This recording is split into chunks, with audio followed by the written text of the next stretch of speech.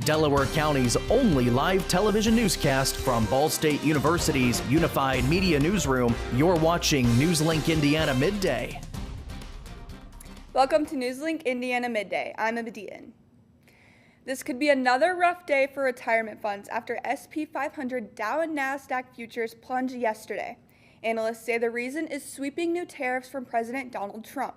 Republican Congressman Don Bacon says he'll introduce a bill today that would rein in Trump's tariff powers.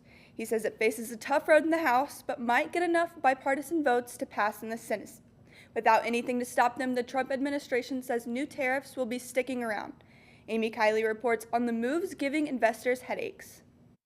The tariffs are coming. The Trump administration is doubling down on tariffs as stock markets around the world plunge. Those in Japan, South Korea, Taiwan, Australia, and New Zealand report early losses today. Tumbles in U.S. stock futures yesterday follow back-to-back sell-offs last week. I went back and I looked for drops of 15% with a president who was inheriting a bull market. There's only one dude on your screen. It's Donald John Trump. Here's the president responding last night when asked about the market volatility. I don't want anything to go down, but sometimes you have to take medicine to fix something. A universal 10% tariff on all imports is now in effect after starting on Saturday. This Wednesday, additional duties on products from dozens of countries are set to begin. There's no postponing. They are definitely going to stay in place for days and weeks. President Donald Trump says he only wants to make deals with countries that close trade deficits with the U.S. He insists tariffs will be good for Americans in the end and predicts a resurgence of U.S. manufacturing. Experts agree the duties might help certain domestic producers, but most mainstream economists say they will also lead to higher prices. Basically, at this point, you average all these different companies together who put forecasts out on the chance of a recession. It's about 50-50. I'm Amy Kiley reporting. The CEO of JP Morgan is sounding the alarm bell about President Trump's tariff policy. In his annual letter to shareholders, Jamie Dimon wrote the tariffs are likely to increase inflation and slow down growth. However, he says it's unclear if they will also cause a recession. Dimon also warned the tariffs, along with Trump's American First policy, could undermine America's position in the world. He had recently argued the U.S. economy appeared to be in solid shape, but Dimon struck in a different tone in the letter, writing the U.S. and the world face the most peerless economic environment since World War II. Stock markets in Asia and Europe plunged Monday, and futures pointed that U.S. stocks will follow suit. The clock is ticking for the Trump administration to return a Maryland man who was mistakenly deported to El Salvador. Over the weekend, a federal judge rejected the administration's efforts to pause an order for the return of Kilmar Armando Abrego Garcia by Monday night. The judge called Abrego's removal lawless and a grievous error. The Justice Department has asked a federal appeals court to put the ruling on hold. The government initially alleged Abrego was part of the MS-13 gang, which his attorneys have continually denied.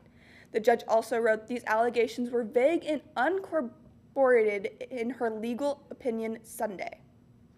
An immigration judge granted Abrego protected status in 2019, which means the government was prohibited from sending him to El Salvador.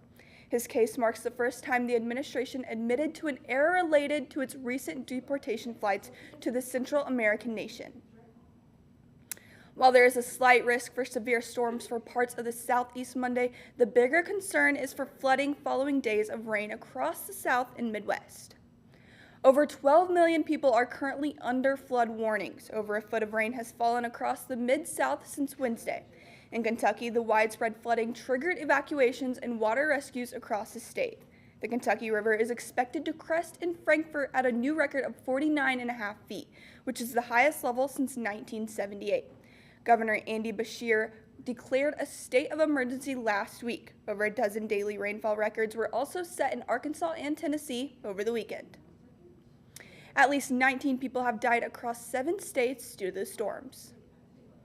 Let's take a look at today's NewsLink Indiana weather. These are the conditions right now. It's 44 degrees under mostly cloudy skies. Expected to be windy today with a high of mid-50s. Things will slowly warm up in the 7-day forecast. Temperatures will be in the 40s and 50s for most of the week, but start to rise into the 60s as we head into next week. Within the last few weeks, you may have seen or heard some commotion on North McKinley Avenue. However, the sights and sounds of construction are bringing great things yet to come. NewsLink Indiana's Peyton Mucker got another close look at construction on campus. While construction may be something that most people find to be a pain, others see it as working to a better future. In this case, it is a sign of progress and moving forward. On November 14th, 2024, Ball State University held the groundbreaking ceremony for the upcoming Performing Arts Center and Cantio Hotel. With just a few months, progress can already be seen. These brand new facilities coming are one of the essentials to the Ball State University Village Restoration Project. Not only would this space be essential for Ball State Department of Theater and Dance students, but would embrace the arts of Muncie. To open a facility like that and thinking about all of the students and faculty and alumni and supporters of the program who have come before me and come before us that have really worked so diligently and hard to make this moment happen. It gives me great satisfaction in knowing that all of the work was not for naught. It was actually worth doing. With a whopping 65,000 square foot space, the facility holds an expected 160 performances annually. The theater facility would hold a 450-seat main stage theater, a black box studio for classrooms and performances, and state-of-the-art facilities and technology. Aside from the theater is the Cantio Hotel with 97 guest rooms, an American restaurant, a rooftop bar, and even a cafe. The facility is still on track to finish in the fall of 2026, and students wait anticipatingly as they take their move into the theater. Student Abby Robinson is just one of those students who can't wait to get in.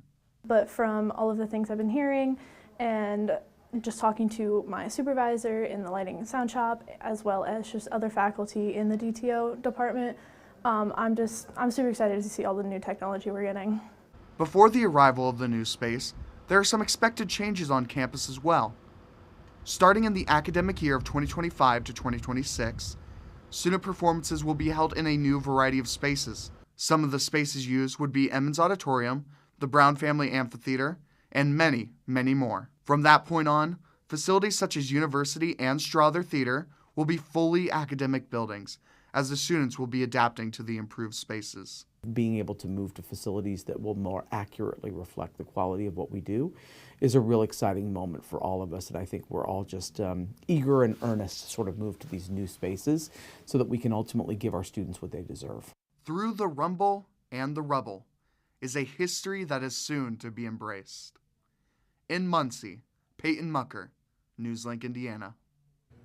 If you'd like to find out more regarding the new Performing Arts Center, you can look for updates on the Ball State University website.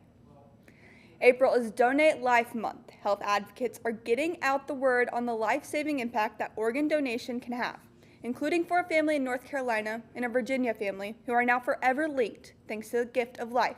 CNN's Eric Miller reports. For the Minsk family, it's an echo of the past. That's a steady heartbeat. The heartbeat of their 15-year-old daughter, Selena. She loves to go on adventures. We'd take her on trips with us, cruises, and she was just very, sorry, I'm getting a little teary-eyed here, but she was just amazing. Selena's life was cut short 2 years ago after a severe allergic reaction to a cookie that they were told was nut-free that turned out to be made almost entirely of almond flour. John and Maida Minsk first shared their story with WRAL that same year. And she was literally suffocating to death. It was like the worst thing. I will never forget that. Despite doctors' best efforts, Selena passed away. But thanks to a decision that John and Maida made, that wasn't the end of Selena's story. When we were approached, it wasn't really a decision. It wasn't a hard decision, I guess. It was just like, well, yeah, let's donate our organs. That donation ended up saving lives, including Haley Poor's. I'm focusing body. In February, the Minsk family finally got the chance to meet Haley and the rest of the Poor family and listen to the heart their daughter gave. Every little special moment in her life. I want them to be a part of it, too. These two families now say they're only growing closer as Selena's gift continues to beat on each and every day. Honestly, like, she's a hero. She saved 5 lives. And I mean, she's a spiritual warrior. And I think she was, she was here for a purpose. The Minks family wanted to take this opportunity to highlight not only the importance of being an organ donor, but also to always be vigilant about the danger that food allergies can pose. And that's your NewsLink webcast for today. Thanks for joining us. Be sure to join us tonight at 6:57 on Ball State PBS. And for news anywhere, anytime, go to ballstatedaily.com.